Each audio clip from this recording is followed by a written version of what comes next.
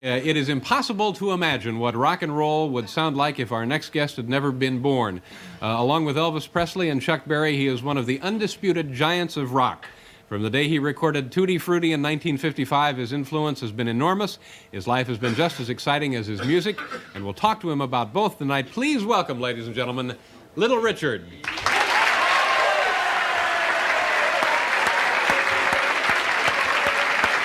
how are you? Nice to see you, sir.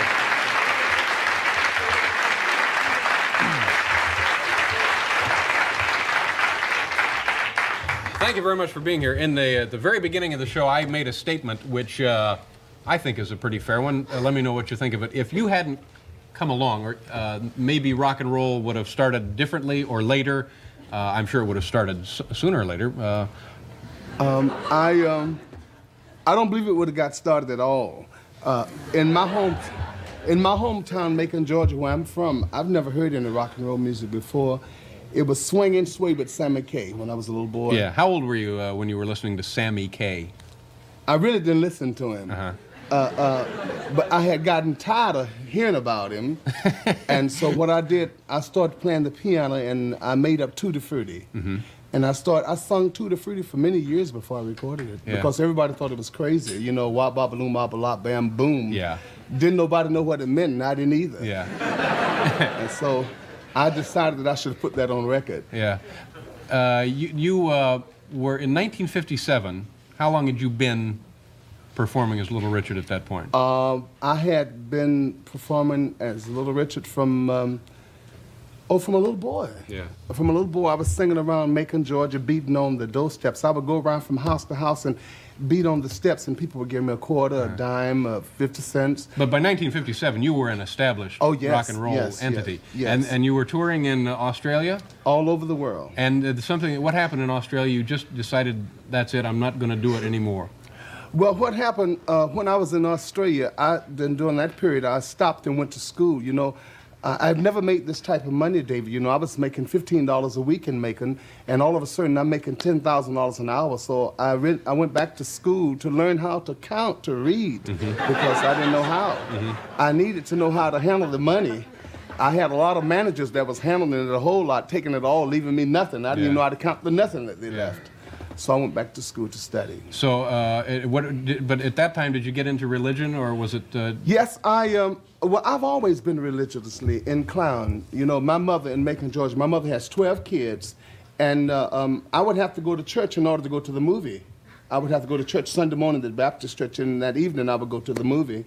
But I've always loved God. You know, in my hometown, if you didn't love God, you didn't have nothing, because it was so prejudiced back in that time. You know, I had to do what I was doing in order to survive. Yeah. What do you mean, had to do what you were doing to survive? Well, you know, when I was singing rock and roll, at that time they would call black music race music when I sung rock and roll. I was on RCA Victor before Elvis Presley, but they wouldn't put me on RCA, they put me on Camden.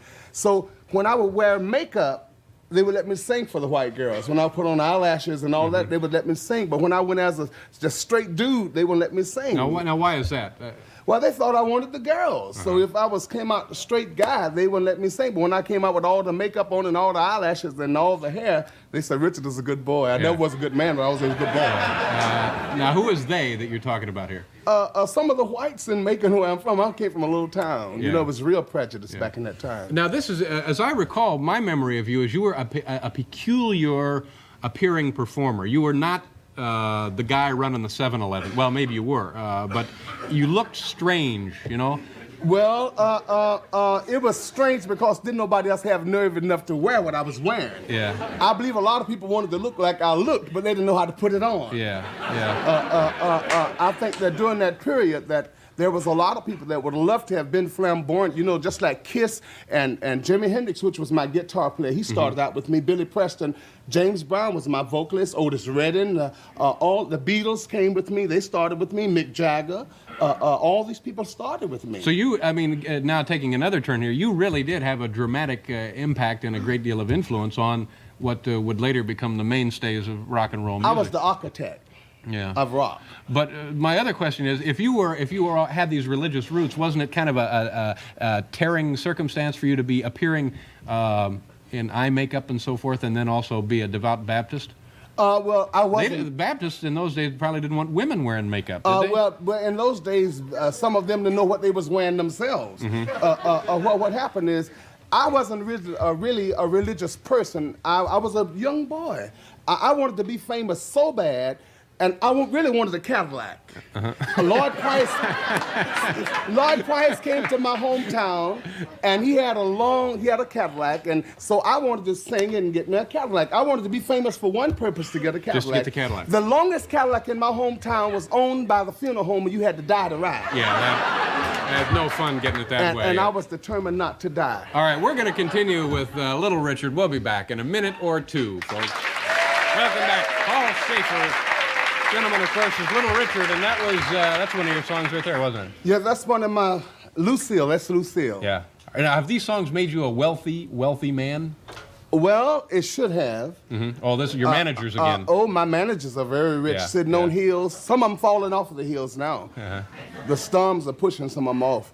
But I made a lot of money, but I was cheated, I was used, I was exploited. You know, the fella came to Macon, Georgia and got me and told me he'd make me a star. I wanted to be a star more than I got the money. Yeah. So he's rich. I didn't get rich from it, but... You're doing okay now, though. I mean, you're not, God is good to me. God is a good... I'm not Reverend Ike. No, I know that. But God has been good, you know, because I don't tell people they're going to have no pie in the sky by and by. I've had enough pie down here. When I go to heaven, I'm just going to be with Jesus. Let me ask you about one thing, and then we have some videotape of you in action. When you were a young boy, you were tossed out of your own home, eh? Yes. How does this happen? Well, my daddy, we had 12 kids. My daddy's name is 𝙤𝙤𝙩𝙩, and we called him Bud, but I wouldn't obey my father. I didn't obey my father. I didn't do what he wanted me to do, and so he told me I had to get out. He said, Richard, I was gay, and he says that I wanted 7 boys, and you are messing it up. And my brother's name was Charles, so I would go out in the yard and call him. I had a high voice. I would say, Charles! He said, I'm going to kill you tonight. He said, I'm going to kill you, because I was really flamboyant, so my people didn't like it. So my dad said, you either follow this rule or get out. Yeah. So I got out because I wanted to wear all of my stones. Now, how old were you when you hit the road then, when he tossed you out? I was old enough to go in the streets. Because I had to find a place. My mother didn't want me to go. I was about 17, 16 or now, 17. Is your father still alive? No, Dad is dead. He didn't live to see my fame or nothing. And Did you ever get this worked out, or was it a problem the rest of your life? Oh, no, but God gave me the victory. I'm not gay now, but, you know, I was gay all my life. I believe I was one of the first gay people to come out. But God let me know that he made Adam be with Eve, not Steve. So I gave my heart to Christ. But let me add, you keep saying one provocative thing after another. You used to be gay, but now you're not. I'm not. I'm a man for the first time in my life. Yeah. I know how you feel now.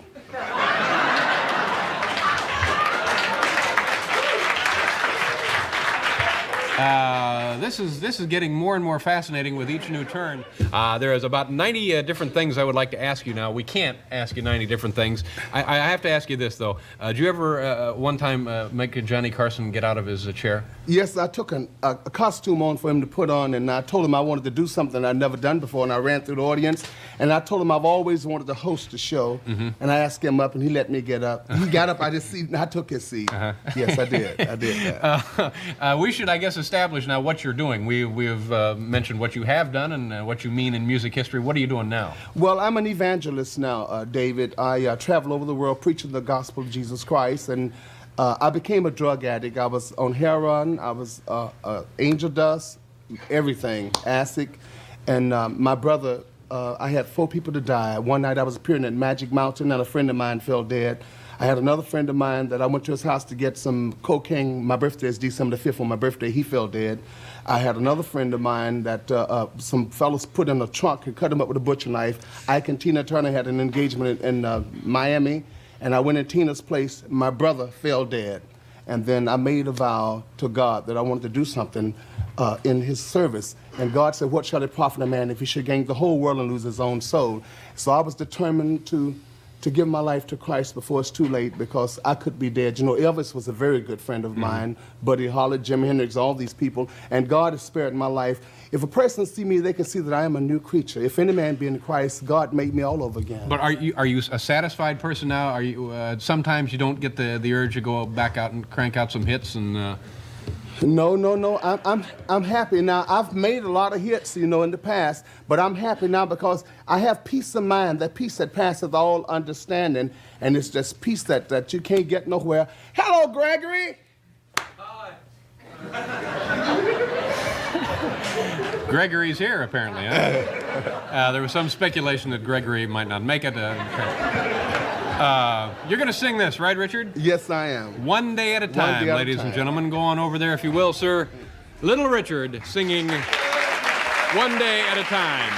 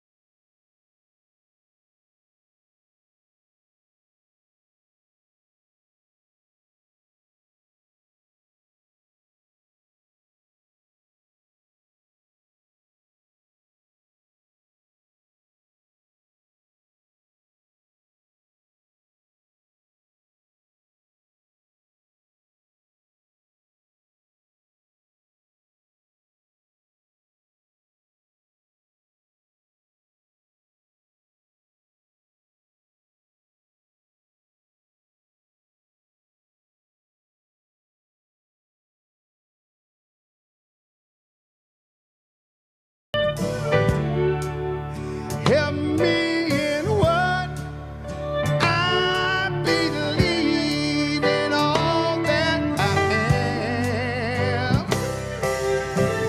am. Show me the stairway that I have to climb.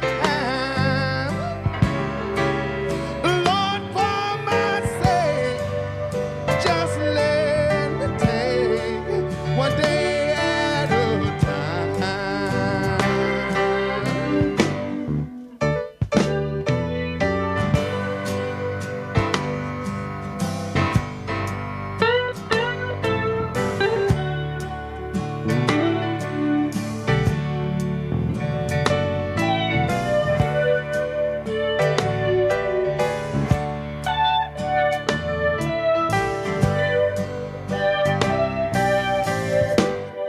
One day at a time, sweet Jesus.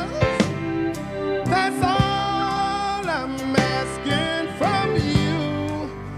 Give me the strength to do every day what I have to do.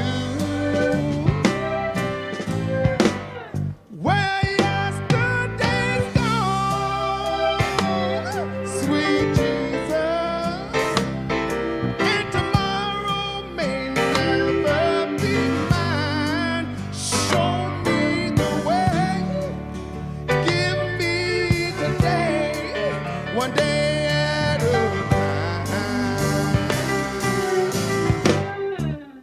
Do you remember when you walked among men? Well, Jesus, you know, if you're looking below, it's worse now than then.